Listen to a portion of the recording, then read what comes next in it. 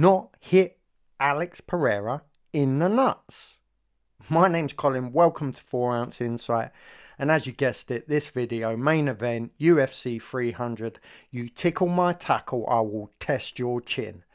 Oh my god. Herb Dean, Mr. Rush In or Don't Rush In, looked like he was going to stop the fight.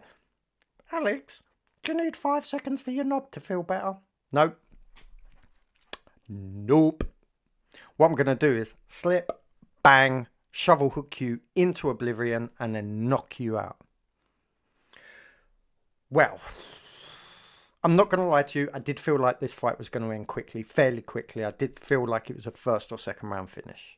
Jamal Hill, been out for a year. And I kind of feel like we can't get away from that the fact that Alex Pereira's last 2 fights have been previous champions, but both of them been at substantial time injured. Now, I'm not saying that was an excuse. I'm just saying, you know, it might have been diligent on the part of Jamal Hill to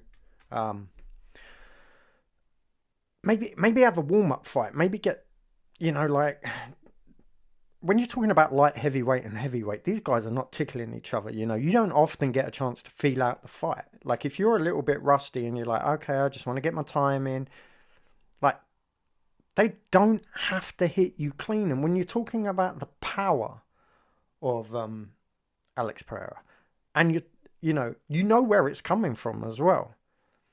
Even if you slip it, I mean, that's not a clean shot, and legs go bye-bye. Like I said, I kind of felt like this one was going to finish early. I even did a little post on Instagram, which I very rarely do, and I said this wasn't the main event that I was looking for in UFC 300. I was hoping for, who knows what I was hoping for. I just assumed it was going to be bigger. But I do love this fight, and I would like to see him fight again, maybe down the line when some, when some of the kinks have been worked out. for Jamal. Like, we didn't really get to see them engage too much. We saw bits and pieces. Alex Pereira changed up the speed. They just don't hit him in the nuts. That's it. He got tickled on his cup and his eyes. Like sometimes the refs stop in and you see the fight like, no, I'm all right. Or, waving them away. Alex Pereira's eyes were just like, don't target. I'm fine. Go away. Push you away. Touch gloves. 1, 2, bang. It was stupid. And an animated celebration as well, which I quite liked. But Alex Pereira is now kind of, I don't want to say undeniable, because like, he's not winning these fights by accident, but he still seems a little raw in some departments.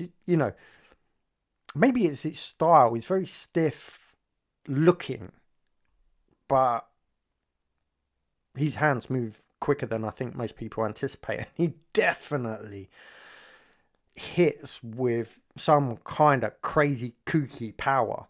Like, I mean, his hands look big. When they did the slow-mo, his hand in the glove looked like... Oh, and by the way, did the glove stop eye pokes? I don't know. New magic gloves, new bonuses. It was like Dana was trying to buy us in. Come on, this could be great. And actually, it turned out to be fucking good. So, apologies, Dana. But, to be fair, I was looking for... Like I said, I don't know, a surprise. Remember, anything crazy can happen. But, in saying that, not disappointed. Not disappointed at all. I don't know what Alex Pereira wants to do next. Like, being a kickboxer is grueling, unthankful, and not financially brilliant. Even at the top levels, it's not fantastic, okay? I know people say, oh, UFC don't pay that much. Let me tell you, there's some kickboxers, there's some Thai fighters out there that have had hundreds of fights. and they're not making a bin. So he's definitely taken the hard road, much like Izzy, Lots of fights, reasonable audiences. You're probably never going to be globally known. You're not going to have that fame, that recognition. And your bank balance isn't going to feel great. But the bonus is that if you do move into a big organisation, you've had a significant amount of fights. And that is undeniable. His striking is different. It's not creative and slick like Mr. Stylebender. Put my teeth in. It's precise, it's functional, it's powerful. That's the best way I can describe it. You know he's going to kick you in the calf. Not many people stop it. And if they check it, he does it and he'd just do it again. Everyone knows he's got a serious left hand. People can't seem to stop it. Look at Sean Strickland.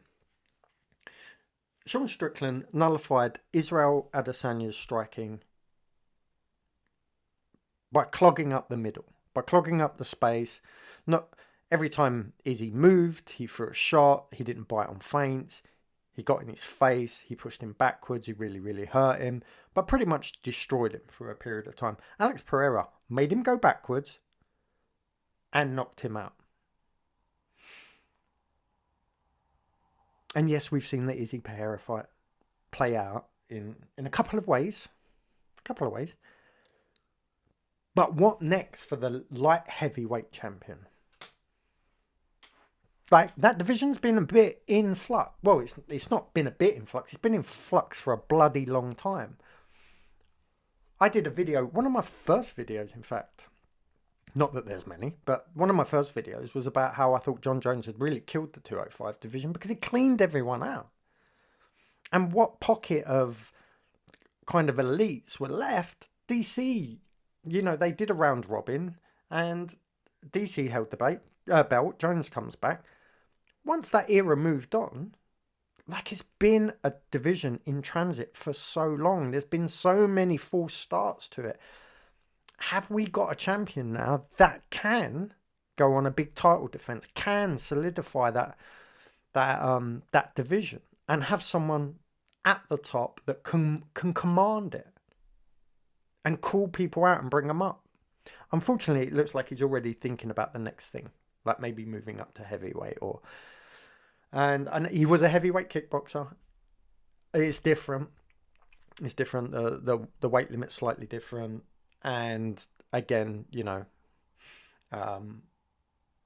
got his black belt, and I'm sure he's confident he could hip escape or sweep a lot of people. But when that man is close to 300 pounds, dynamics change. And I'm not saying he's not a big, strong lad and he's going to be heavy himself. I don't know. Cyril Garton, very light on his feet, striker. Yeah, okay. Curtis Blades is going to power W to the ground.